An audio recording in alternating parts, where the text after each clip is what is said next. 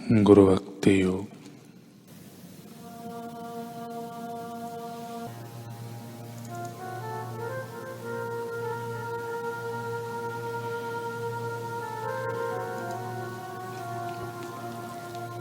गुरु भक्ति योग की फिलॉसफी के मुताबिक गुरु एवं ईश्वर एक रूप है।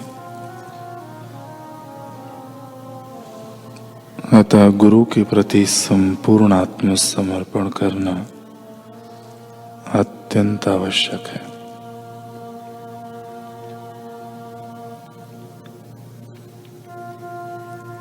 गुरु के प्रति संपूर्ण आत्मसमर्पण करना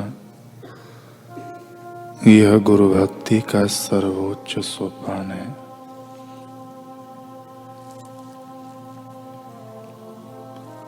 गुरु भक्ति योग के अभ्यास में गुरु सेवा सर्वस्व है।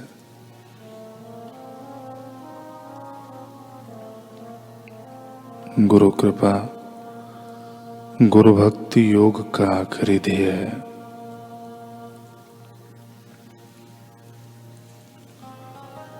मोटी बुद्धि का शिष्य गुरु भक्ति योग के अभ्यास में कोई निश्चित प्रगति नहीं कर सकता।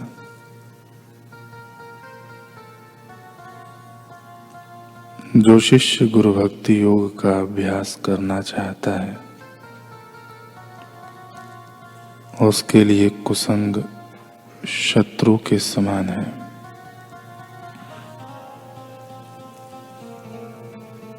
अगर आपको गुरु भक्ति योग का अभ्यास करना हो तो विषयी जीवन का त्याग करो।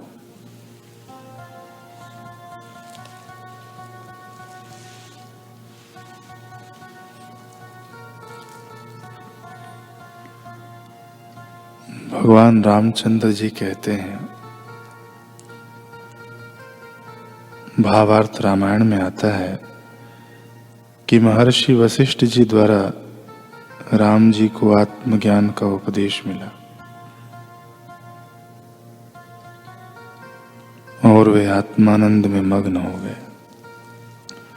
तत्पश्चात अद्वैत आनंद प्रदाता सद्गुरु की महिमा का वर्णन करते हुए श्री राम जी कहते हैं कि हे गुरुदेव, आपके कृपा प्रसाद से मैं न कोई विधि अर्थात शास्त्र संगत व्यवहार देखता मानता हूं, न कोई निषेध अर्थात शास्त्र के प्रतिकूल समझता हूं। मैं विधि निषेध का विचार नहीं कर रहा हूं, फिर भी आपकी आज्ञा ही नित्य कार्यान्वित करने योग्य है।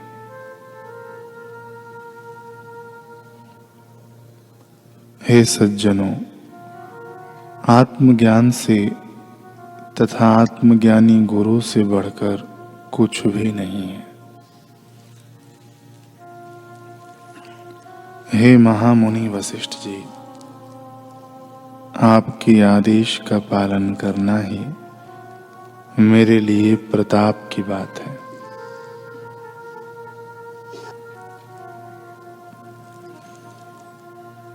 मैं उसके अतिरिक्त किसी बात को विधि या निषेध के रूप में न मन में मानता हूं न आंखों से देखता हूं। हे स्वामी, आपके कथन का यानी गुरु आज्ञा का सामर्थ्य ऐसा है कि उसके सामने मेरे लिए कर्म, कार्य तथा कर्तव्य का कोई विचार बिल्कुल शेष नहीं रहा है। अर्थात आपकी आज्ञा ही मेरे लिए सब कुछ है। इसलिए आपका कथन मेरे लिए सब प्रकार से अनुलंघ्य है,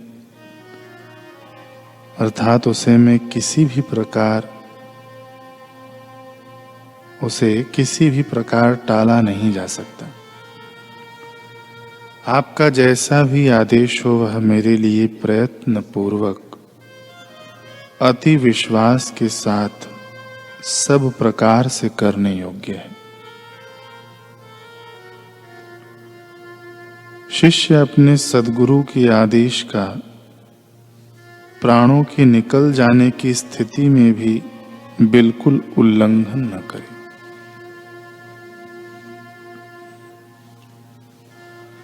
गुरु के आदेश का परिपालन करना ही वेदों, शास्त्रों, स्मृतियों, पुराणों में शिष्य का मुख्य लक्षण बताया गया है। जिस व्यवहार द्वारा गुरु के आदेश का पालन किया जाता है वही व्यवहार विधि युक्त है।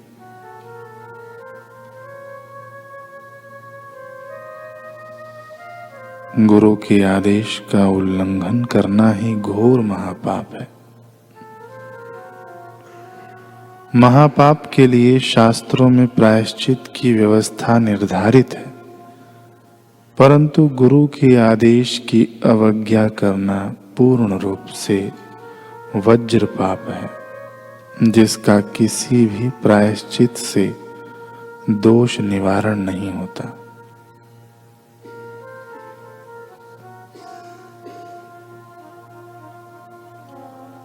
जिसके अंगूठे पर अर्थात जिसके हाथों किए हुए महापाप हैं,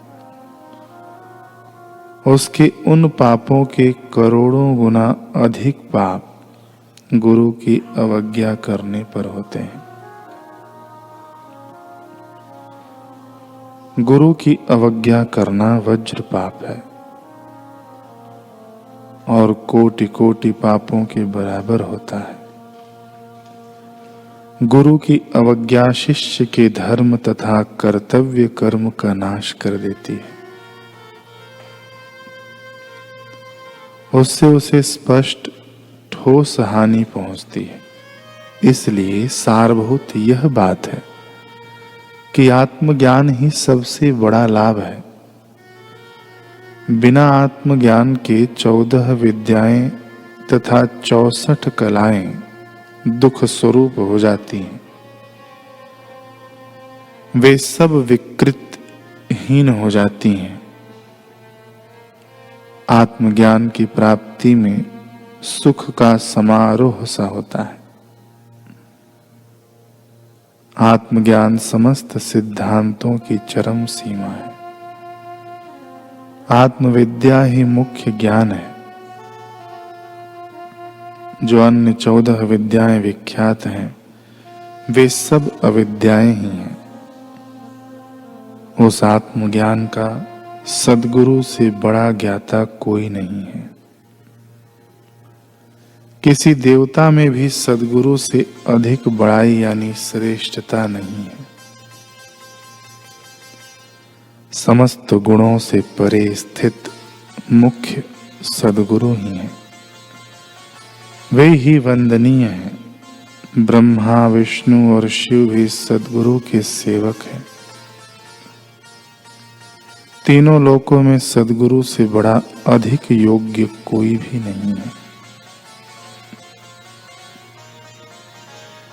इस प्रकार कहते कहते राम जी का गुरु प्रेम उमड़ पड़ा। उन्होंने पूर्ण भक्ति भाव से गुरुदेव वशिष्ठ जी के चरणों का सिर टिकाकर वंदन किया। वशिष्ठ जी ने उनका आलिंगन किया।